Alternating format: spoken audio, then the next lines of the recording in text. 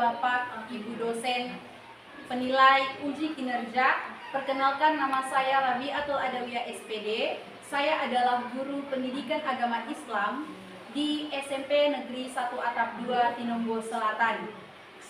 Sekaligus sebagai mahasiswa PPG dalam jabatan batch 3 tahun 2025 LPTK UIN Dato Karama Palu. Pada hari ini, Rabu tanggal 8 Oktober tahun 2025, saya akan melaksanakan praktik pembelajaran uji kinerja pada siswa kelas 8 dengan materi meyakini kitab-kitab Allah menjadi generasi pecinta Quran yang toleran. Selamat menyaksikan. Assalamualaikum warahmatullahi wabarakatuh. Waalaikumsalam warahmatullahi wabarakatuh. Alhamdulillahirabbil alamin. Puji syukur kita panjatkan kehadiran Allah yang Maha Esa, karena pada pagi hari ini kita masih diberikan kesempatan, kesehatan, keafiatan untuk dapat hadir di kelas ini dalam rangka mengikuti proses kegiatan pembelajaran yang kita lakukan setiap hari. Salawat serta salam talqa pula kita haturkan kepada Baginda Muhammad sallallahu alaihi wasallam beserta keluarga dan sahabatnya hingga akhir zaman. Apa kabar kalian hari ini? Alhamdulillah, luar biasa. Allahu Akbar. Ya, Masya Allah, sungguh semangat ya semuanya. Jadi teman-teman, sebelum kita memulai pembelajaran, mari kita berdoa. Berdoa dimulai. Doa selesai.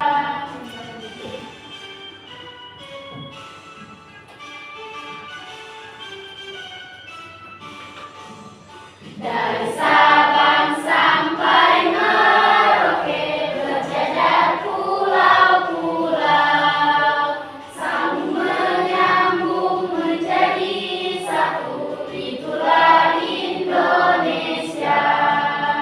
Indonesia tanah airku, aku berjanji padamu menjunjung tanah airku, tanah airku Indonesia.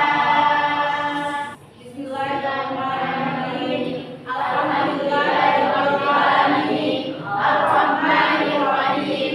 Maliki yaumiddin. Iyyaka na'budu wa iyyaka nasta'in. Ihdinas siratal mustaqim. Siratal ladzina an'amta 'alaihim ghairil maghdubi 'alaihim waladdallin. Amin. Siapa yang tidak hadir hari ini? Siapa? Oh, dia Ina. Kenapa dia? Sakit? Ketika kita melakukan perjalanan jauh agar tidak tersesat, apa yang kita lakukan? Tentunya harus melakukan atau menemukan petunjuk arah. Petunjuk arah itu apa yang sekarang ini dikenal dengan GPS. Tahu GPS tak? Biasa lihat di HP itu apa atau dinamakan dengan Maps. Tahu semua pasti ya? Kemudian apa hubungannya dengan materi kita hari ini? Kitab suci Allah. Karena materi kita ini adalah meyakini kitab-kitab Allah. Meyakini kitab-kitab Allah itu apa hubungannya dengan perjalanan jauh tadi? Adalah petunjuk hidup. Ibu akan menyampaikan tujuan pembelajaran kita pada hari ini. Yang pertama adalah peserta didik mampu menjelaskan makna iman kepada kitab-kitab Allah dengan benar serta memiliki rasa ingin tahu terhadap sejarah kitab-kitab Allah dan terbiasa membaca Al-Quran setiap hari. Tujuan pembelajaran yang kedua adalah peserta didik dapat menjelaskan cara mencintai Al-Quran dan cara membangun hubungan dengan orang yang beriman kepada kitab terdahulu dengan benar, serta memiliki perilaku terpuji dan bersikap toleran terhadap perbedaan dan memiliki adab terhadap Al-Quran. Al-Quran. Al-Quran adalah kitab Allah, diturunkan pada Rasulullah 114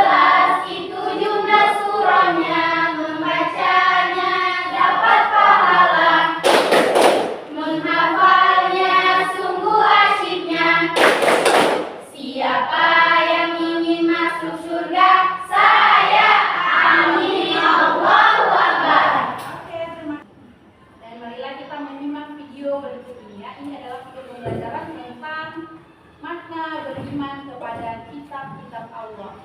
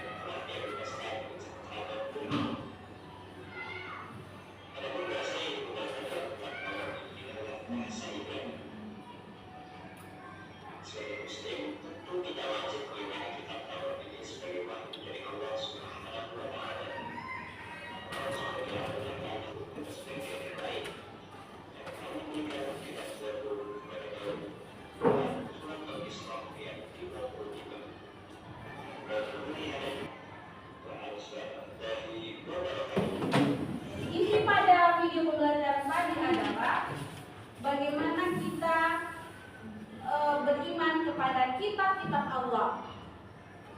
Apa pengertian iman kepada kitab-kitab Allah? Yakni meyakini bahwa Allah itu telah menurunkan kitab-kitab Allah kepada para rasul-rasulnya.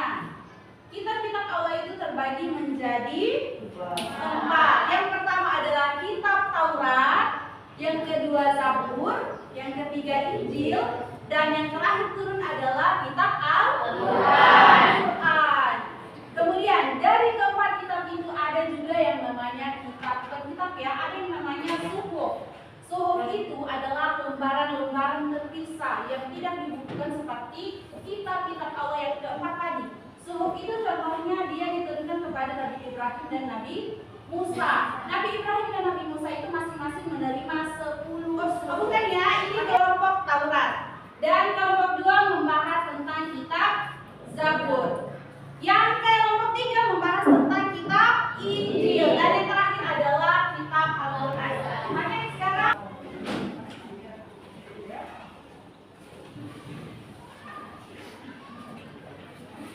oke, tugas kalian adalah sudah ada yang dituliskan juga di situ.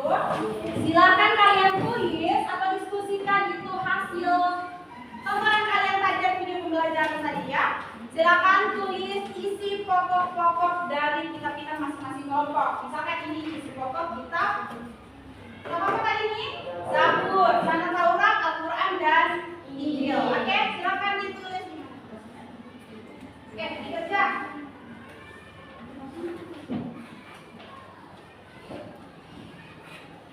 Tulisannya yang dikasih tadi, pura-pura ini saya kamu ini nanti enggak.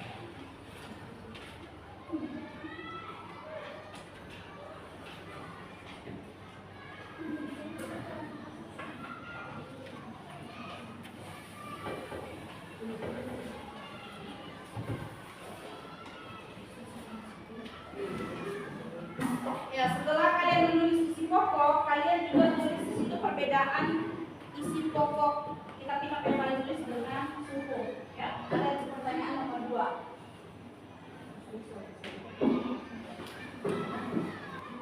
Sudah selesai? Oke. Tidak melanggar amanah hukum dan perintah Allah kepada kaum Bani Israel, terutama 10 perintah Allah yang mengatur hubungan dengan Tuhan dan sesama manusia, serta berisi sejarah para nabi seperti Nabi Musa alaihissalam dan aturan ibadah lainnya. Ajaran utamanya adalah perpisahan Allah, menghormati orang tua dan menjaga kesucian hari Sabat, serta larangan menyembah berhala, membunuh, mencuri, dan berbuat zina. Terima kasih ya. Adalah wahyu Allah yang lengkap dibukukan dan wajib disampaikan kepada seluruh umat, sementara suhuf adalah wahyu Allah yang berbentuk lembaran-lembaran terpisah. Isinya tidak lengkap atau sementara dan tidak wajib disampaikan secara luas kepada umat. Kitab seperti Taurat, Injil, Zabur, dan Al-Quran wajib disampaikan secara luas kepada umat. Sedangkan suhuf adalah yang diterima oleh Nabi Adam, Nabi Syed, Nabi Idris, dan Nabi Ibrahim. Oke, terima kasih kelompok 1. Beri aplaus untuk kelompok 1. Kitab Zabur meliputi pujian dan pujian kepada Allah, doa dan zikir, nasihat kebaikan, kisah hidup Nabi Daud alaihissalam, pengakuan dosa dan permohonan ampun, sukacita atas kemenangan serta informasi tentang Nabi dan umat.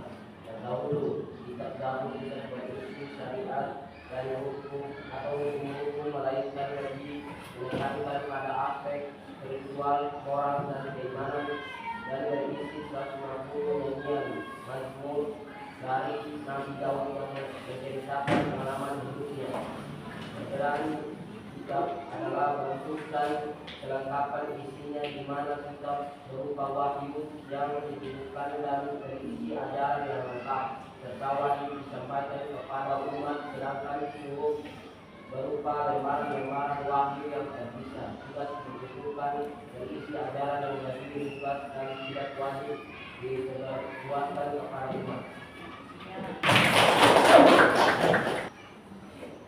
Kitab Injil, baik menurut pandangan Islam maupun Kristen, adalah berita mengenai kedatangan dan karya Yesus Kristus sebagai pembawa keselamatan bagi manusia, serta ajaran untuk memesankan Tuhan dan menjalani hidup dengan kasih dan spiritualitas. Dalam pandangan Kristen, Injil adalah kabar baik dari kata Evangelion yang disampaikan dalam gambar kitab pertama, Perjanjian Baru, Matius, Markus, Lukas, dan Yohanes, yang menjelaskan kehidupan, kematian, dan kebangkitan Yesus sebagai jalan bagi manusia untuk kembali kepada Tuhan. Injil dan akidah, kepercayaan kepada Allah, malaikat, kitab, rasul, hari akhir, takdir, ibadah, cara beribadah dan menyembah Allah, mualaf, hubungan sosial dan ekonomi antar manusia, akhlak, moralitas dan etika, hukum, aturan kehidupan sosial, politik dan ekonomi, sejarah, kisah umat terdahulu dan peristiwa masa depan, serta sains dan ilmu pengetahuan tentang penciptaan Allah semesta dan manusia. Perbedaan kitab dan suhuf, Ibu lihat ada yang berbeda-beda ya. Ternyata peserta didik atau siswa-siswa Ibu hari ini sudah memahami apa itu makna dari meyakini kitab-kitab Allah. Tepuk janji, fokus. Bersemangat, bersemangat, bersemangat. Janji fokus, janji fokus, janji fokus. Saya fokus, saya bisa, saya fokus, saya paham, saya fokus, saya bisa, saya paham. Untuk akhir individunya. Di antara hari ini ya, bukan PN ini ya.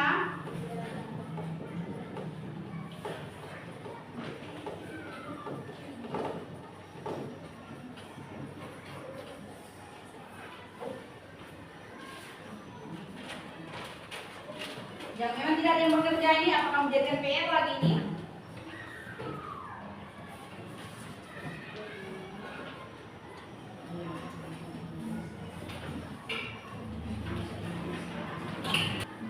Oke, silakan dikerja. Semuanya bekerja ya.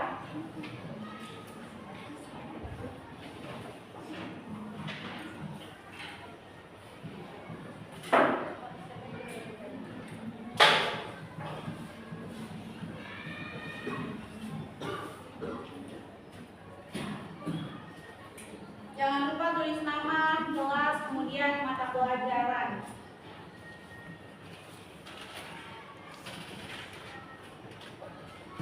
Sudah selesai semuanya individu. Ayo, silakan dikumpul. Nih. Mana FP kamu? Semua sudah ya?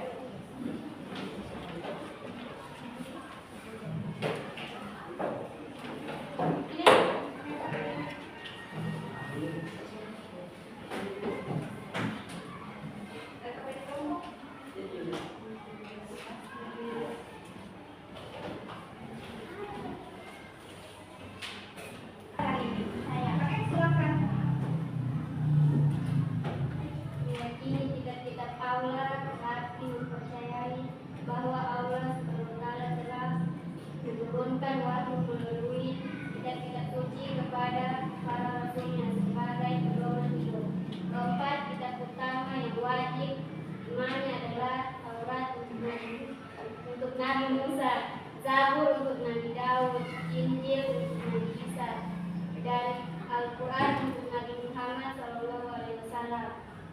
Yang terakhir menjadi penyempurna kitab-kitab sebelumnya. Definisi mengimani kitab Allah adalah rukun iman ketiga, yang artinya meyakini sepenuh hati bahwa Allah telah menurunkan wahyu dalam bentuk kitab kepada para rasulnya. Kitab-kitab ini berisi petunjuk dan pedoman untuk membedakan kebenaran dan keburukan bagi manusia. Kitab-kitab yang wajib imani terdapat 4 kitab yang wajib imani secara berurutan. Taurat diturunkan kepada Nabi Musa, Zabur diturunkan kepada Nabi Daud, Injil diturunkan kepada Nabi Isa, dan Al-Quran diturunkan kepada Nabi Muhammad SAW. Al-Quran adalah kitab terakhir yang turun dan berfungsi sebagai penyempurna serta panjangan bagi kitab-kitab sebelumnya. Utama Islam wajib mempelajari, memahami, dan mengamalkan isi Al-Quran. Suhuf selain kitab Allah juga menurunkan suhuf, yaitu lembaran-lembaran wahyu yang terpisah. Contohnya adalah 10 suhuf yang diterima Nabi Ibrahim dan 10 suhuf yang diterima Nabi Musa. Hikmah meyakini kitab Allah memiliki hikmah untuk memperkuat keimanan, menuntut perilaku baik, dan membantu membedakan mana yang benar dan salah dalam hidup sehari-hari. Oke, terima kasih Anda berlian. Jadi, apa hal penting yang kita pelajari hari ini adalah kita meyakini kitab-kitab Allah itu bukan hanya sekedar percaya, ya, tetapi kita mengimani isi kitab-kitab Allah. Kalau kita untuk agama Islam, kitab-kitab Allah, kitab-kitab apa yang harus kita imani dan kita harus kita praktekkan ke dalam kehidupan sehari-hari, yaitu kitab Al-Quran. Bukan berarti kitab-kitab yang lain yang kita tidak percaya, ya. Tetapi dari ketiga kitab yang terdahulu itu, Al-Quran ini adalah penyempurna kitab-kitab yang sebelumnya. Kemudian materi kita yang akan datang adalah, karena kita hari ini membahas tentang makna meyakini kitab-kitab Allah, dan materi kita selanjutnya adalah implementasi iman dan menjadi generasi Qurani yang toleran. Oke, itu saja materi kita pada hari ini. Kemudian, marilah kita berdoa bersama-sama dengan membaca doa kafaratul majlis. Untuk Ibu ya, Bismillahirrahmanirrahim. Bismillahirrahmanirrahim. Subhanakallahumma Subhanakallahumma wa bihamdika asyhadu an la ilaha illa anta asyhadu an la ilaha illa anta astaghfiruka astaghfiruka wa atubu ilaik. wa atubu ilaik. Dan Ibu akhiri dengan mengucapkan alhamdulillahirabbil alamin. Wassalamualaikum warahmatullahi wabarakatuh. Waalaikumsalam